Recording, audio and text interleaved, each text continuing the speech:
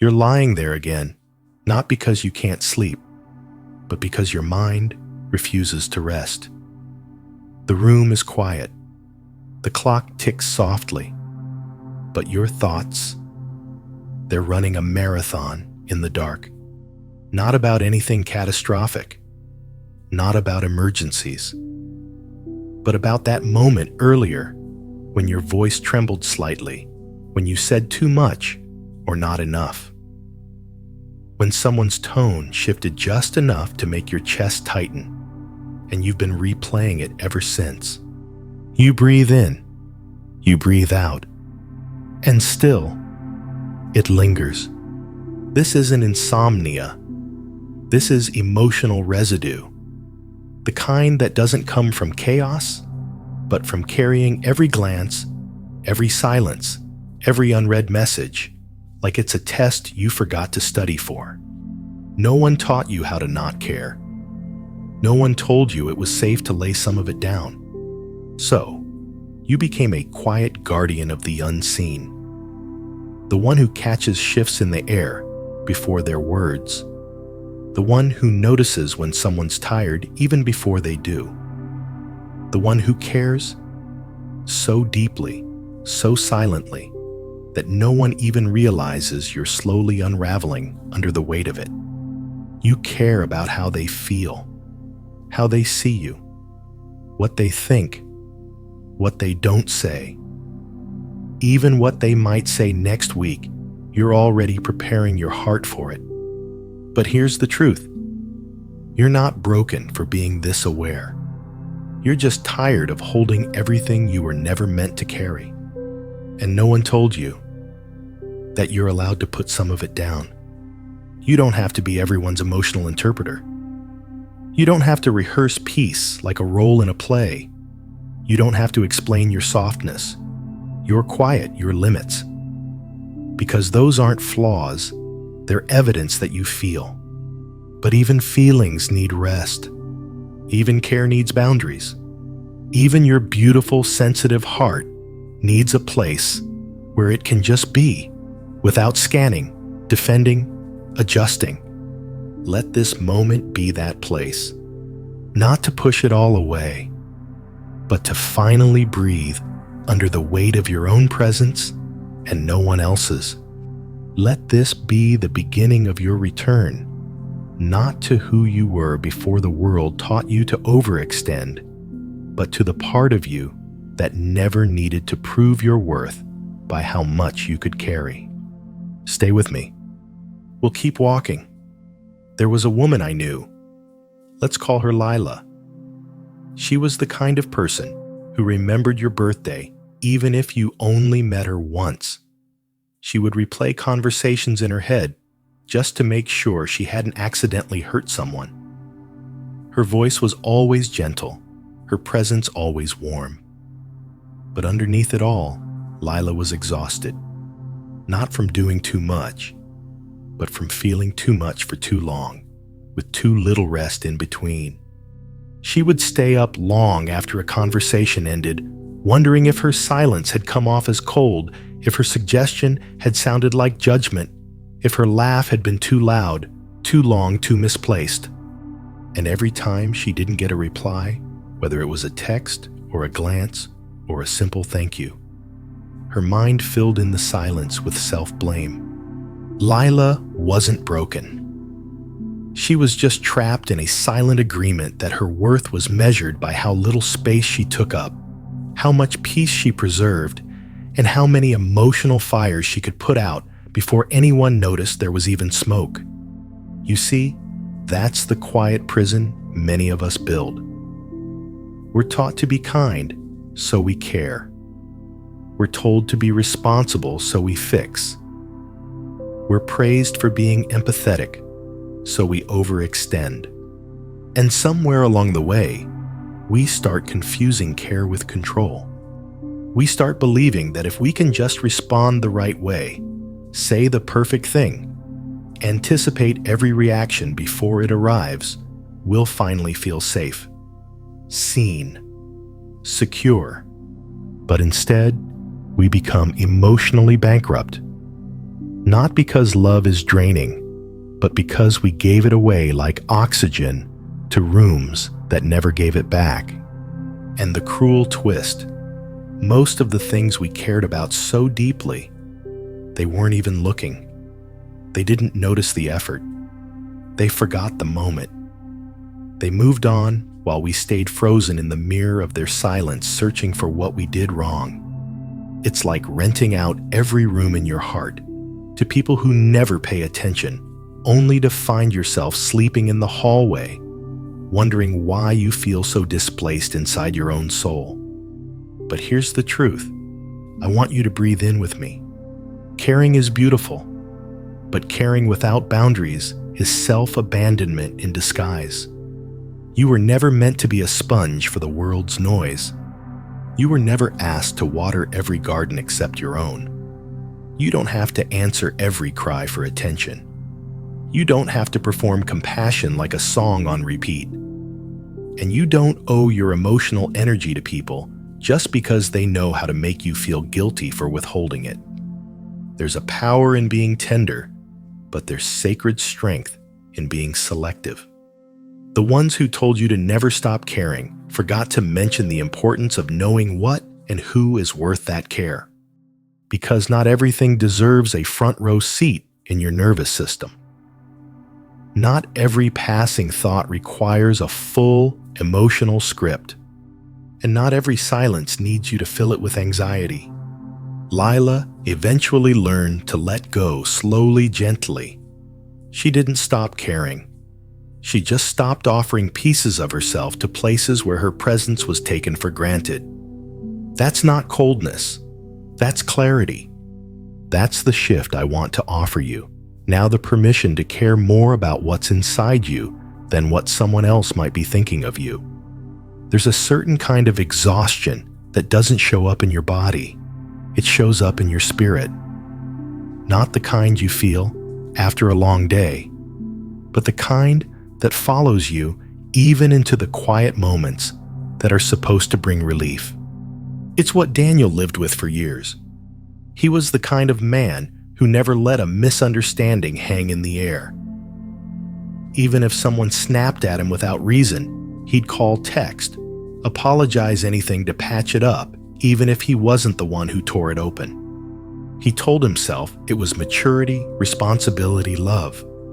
But if he was honest, really honest, he was terrified of being seen as the problem, terrified of being misunderstood, misread, dismissed.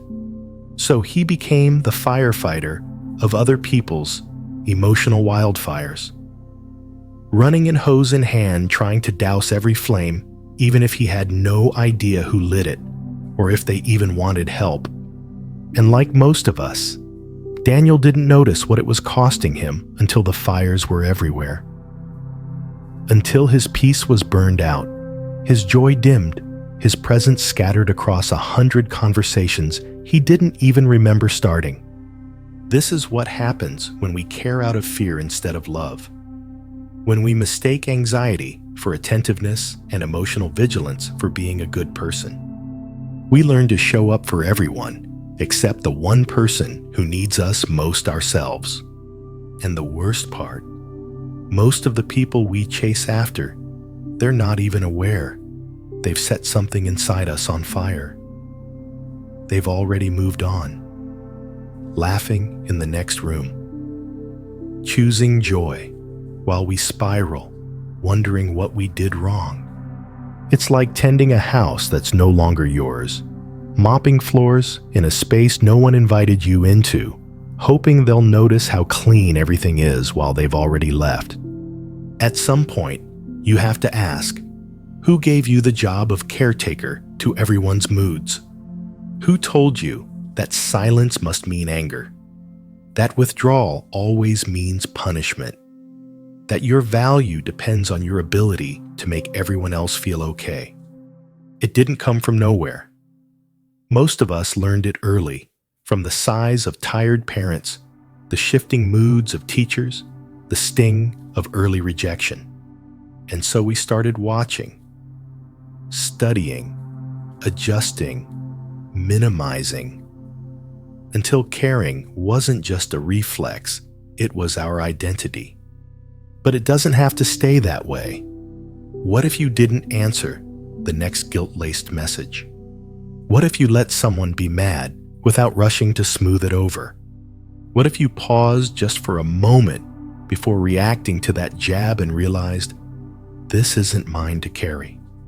You don't have to fight every fire, especially not the ones someone else built to keep themselves warm at the cost of your peace.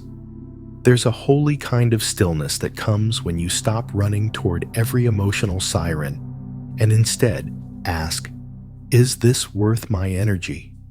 Is this mine at all? Not everything urgent is important.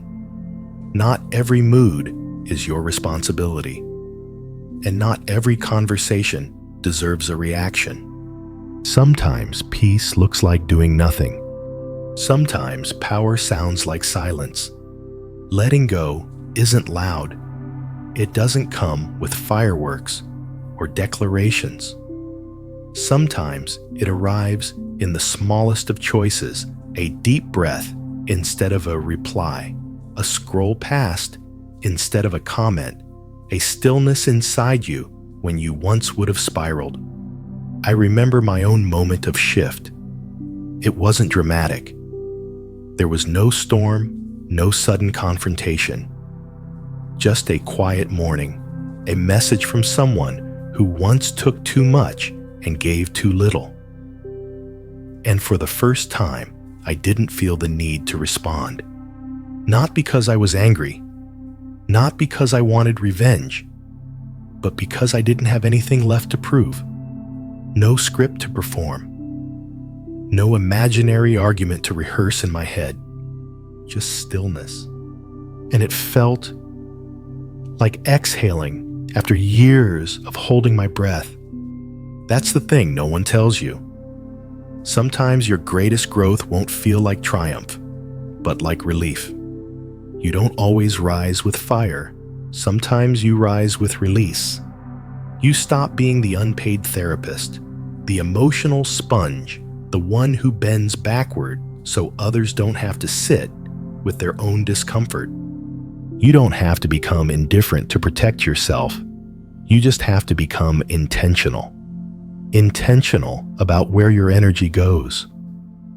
Intentional about who gets access to your tenderness. Intentional about which doors you leave open and which ones need to close quietly with love. Because here's the quiet truth. Peace isn't always about avoiding conflict. Sometimes it's choosing not to enter rooms where your voice was never meant to echo in the first place. You're not distant. You're discerning. You're not cold. You're clear. And when you get that clarity, when you begin to trust that you don't owe your presence to everyone who notices your absence, everything changes. You begin to notice how quickly people reveal themselves when you no longer perform your role in their story. You start observing instead of reacting. You choose curiosity over assumption. You begin filling your own cup before reaching for everyone else's.